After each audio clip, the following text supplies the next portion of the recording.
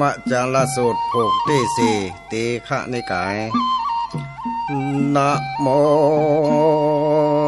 ตัสสะภะคะวะโตอะระหะโตสัมมาสัมพุทธัสสะโสลานจันตัสสันทุลานจาส่วนอันว่าพัญญาอันสันตัสสันทุลานจาก็ออกมาไว้แล้วจริงถามว่าเจ้ากูตั้งหลายมาโดยเหตุเยื่องใดเจือกเหืองขังการตามกรรมเยื่องใดนั้นจะพระมหาเถรเจ้าตั้งหลายก็บอกให้รู้ยังขีญาอันจังของหัตถกรรมเพื่อการตำปานเตสังขาลานยศยานเตลุเตคำแห่งวิหาร18หลังนั้นพระญาได้รู้แจ้งจงพาการหันแลง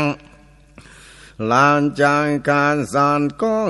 คนต่างหลายผู้เป็นหันทางกรรมจ้างไม้ไปจอยมังหาเทนเจ้าต่างหลายยศยายังวิหารต่างมั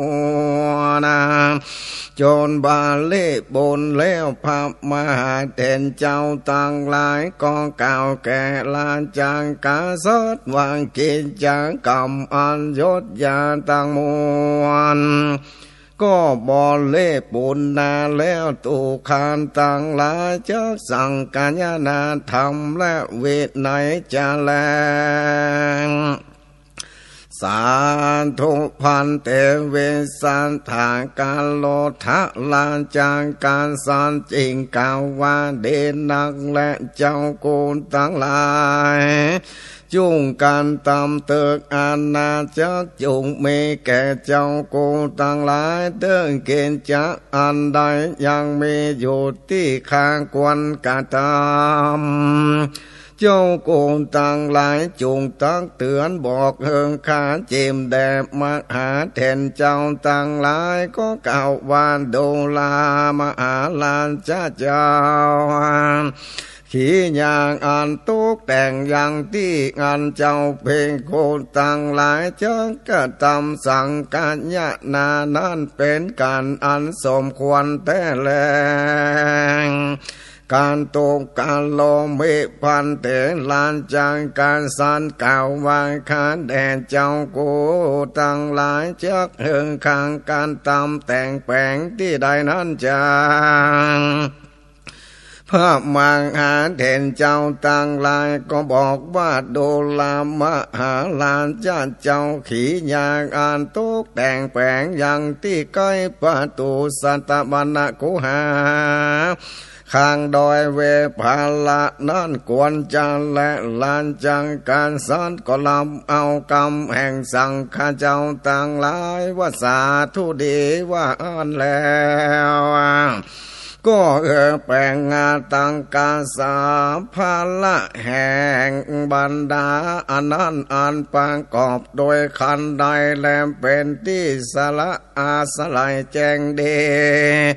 ประจิตโดยเครื่องดอกเครื่องวานเหมือนดังเวนโสกรรมเทวาบุตรมาเนรละเมนสร้างแปลงลุ่งเรืองเสมอเพียงที่อยู่แห่งพาลาจากาสัตอันประดับดีเป็นที่นำมายังความโจมชื่นยินดีเสมอเหมือนเทววิมานอันตั้งอยู่เหนือตาอันเป็นที่ตกลงแห่งคนและเทวดาหมู่เนื้อนงองสางการนาตั้งหลายอันควรโจมชื่นแก่โลกบรรดาปะอันมีผิดตาพิดานอันห้อยย้อยบาปวงดอกไม้ต่างหลายต่างๆอันกวนจำเลื่อนใจจาตนาเวนเจตมเนโกธิมันตามิวะนานาปาปูปะหาลาจิตตาปาลินิทาภูมิกัมมั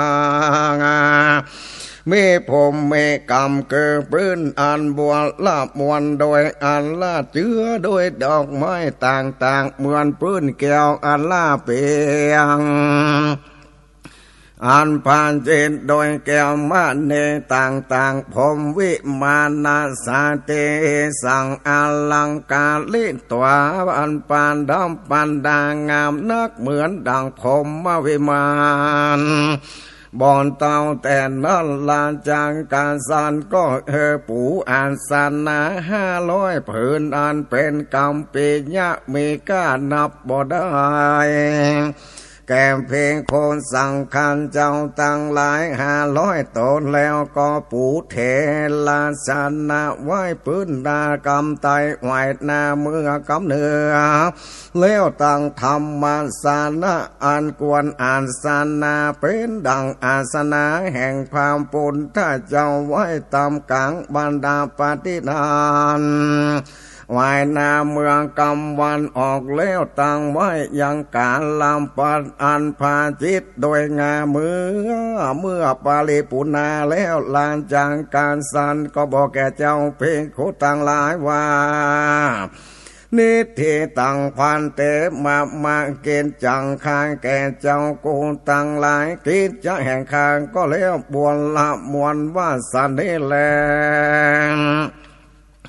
ตอนสามเมงเทวาเสในวันนั้นเจ้าเพลงโคตังหลายลางพองก็อาศัยซึ่งพามบางหางานนันตาเห็นเจ้าแล้วกล่าววางโกเพลงคุยังเมพี่โคนตนเรื่องเวรสังกันทางวายันโตอันสลับออกยังเวรสังกันท่าแล้วจริงจันเดินไปที่ตามกลางสังขาวาสเนในบทว่าเวสา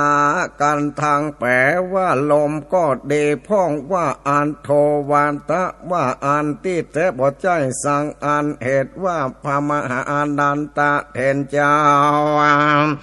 เป็นผู้มีบุญสัมภาระมากหนักแม้นเกินก็เกิดในวงศาพังกษัตถาองค์ก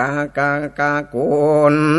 เชื่อมังอาสัมมันตะลาจาสืบมาป่วยจังสำแดงยังโอมากาปาทะเกินเปียที่อันถอยยอบบ่เมเพราะว่าต้านประกอบโดยฐาลานะสาติเกิดเมสาติตะลงยังอาลามานะและอาวันจานะไว้ตุกมือโดยเหตุนี้องค์มังกาปาทะเกิดเปียทิอันถอยยอบนันเต่าจะเกิดมีแก่ปุกละผู้หาสันติบอดใดเกิดเมสติบอตัวใดเหตุนั้นเวสกันทางในที่นี้บ่ใจอ่านโทวาตะแท้และหากได้แก่เวสาติกามตัณหาตัวอันเป็นเปียที่นั้นตัณหาใดเจอไว้ว่าเวสาติกาคือเป็นปิดเป็นเหมือนดังต้นไม้เป็นปิดมีต้นก็เป็นปิดมี5กองเป็นปิดมีลูกมีใบกองเป็นเกเลนสะตัณหาบ่เสียงจากปุกาละโพดายผู้กาลาโพนั้นเชื่อว่าเวสังกันท่าผู้เมกันท่าอันเป็นปิดนั่นแลยะเมสาสังอาติบันสิตันหาโลเกวิสาติตาโสกาตันสา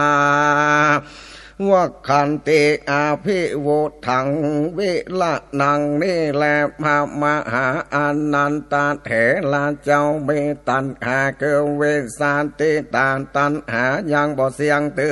อเต้าใดละเสียยังสัญโยจนะธรรม3ตัวเกินสังกายาเตนเทสัญโยจนะเนื่องเวนเจงเกสาสัญโยจนะเนื่องศีลปันธรรมปรมาสัญโยจนะเนื่อง ยังเหลือสัญโยจานะ7ตัวคือกามาราคะสัญโยจานะปันติฆะสัญโยจานะ1รูปาราคะสัญโยจานะ1อรูปาราคะสัญโยจานะ1มานะสัญโยจานะ1อุทธัจจะสัญโยจานะ1อเวจาสัญโยจานะ1เป็นอากุศลธรรม6ตัวเกินโลภะโทสะโมหะมานะอุทธัจจะอเวชชาเหตุนั้นพามหาอานันตเถรเจ้ายังเมเวกันทะอยู่และเมื่อเจ้าเพโคตั้งหลายจากการสันนันพามหาอานันตเถรเจ้าก็ถึงยังความสังเวกามากนักโดยคำว่าอัญโยเวสกันทางว่ายันโตเวจาลานาภิกขุนามาชื่อว่าภิกขุตนเอิญผู้ยังเวสังกันทาตลบไปและจังเดินไปในหมู่สังฆบเมแลอันนี้เพลงโคตั้งหลายอาสาหลายซึ่งตนกูและกล่าวจะและอันเรื่องเจ้าเพลงโคตั้งหลายลางพ่องบอกกล่าวแต่สิ่งเดียวซึ่งพระมหาอนันตเถรเจ้าว่าเจ้าอนันตาขีญาอันจุ่มนมแห่งสังฆังก็ยังจากมีในวันพวกนี้ปั้นดังเจ้ากูยังเป็นเสขะปุกกาละเมเกณฑ์จะอันกวนกาตามขีญาอันไปสู่ที่จุ่มดงบอกวันเมแก่เจ้ากูเตื้อแระเหตุดังอันเจ้ากูอันหาความพามาดบอดใดจุงมีเตื้อ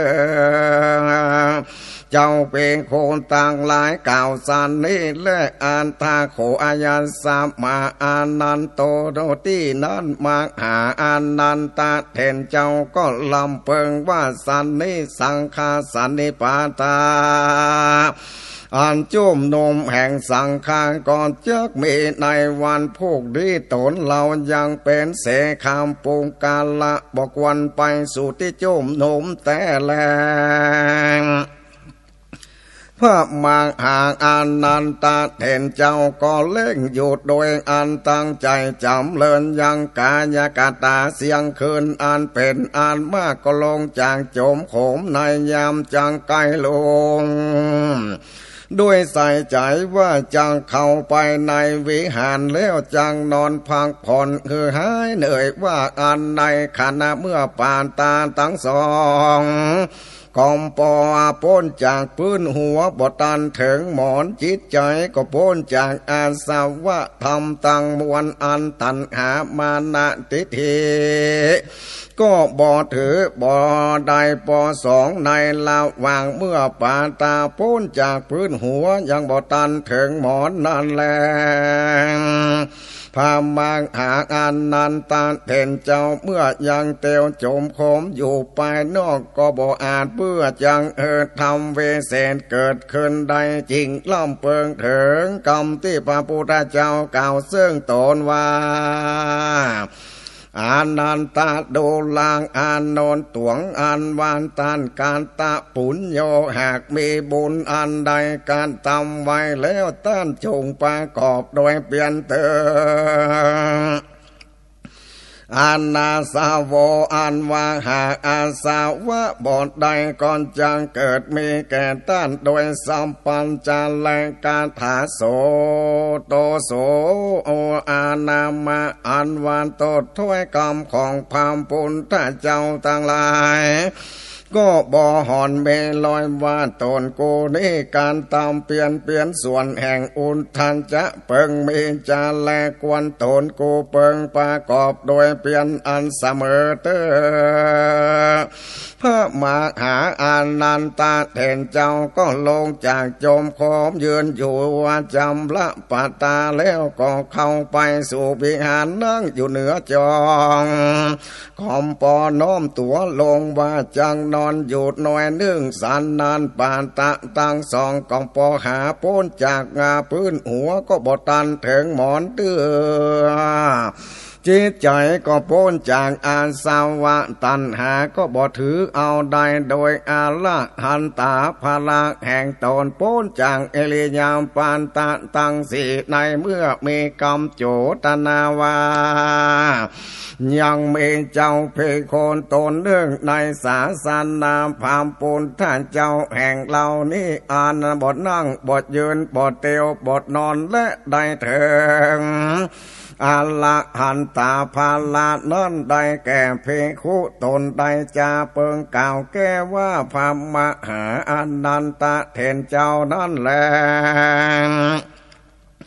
อันทาโขเถลาในกาลานันเจ้าเพโคต่างหลายผู้มีอายุในวันทวนเจ็ดเป็นออก15 ค่ำมีมาเถิ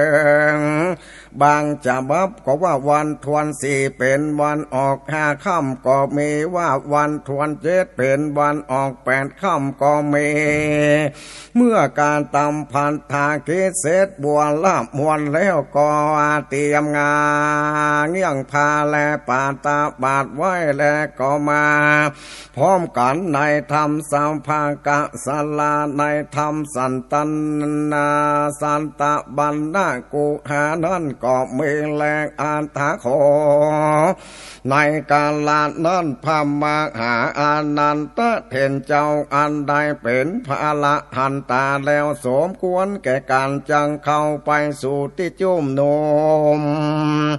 เมื่อจังไปนั่นต้านไปดังเลินนั่นจาแต่และพามหาอานัน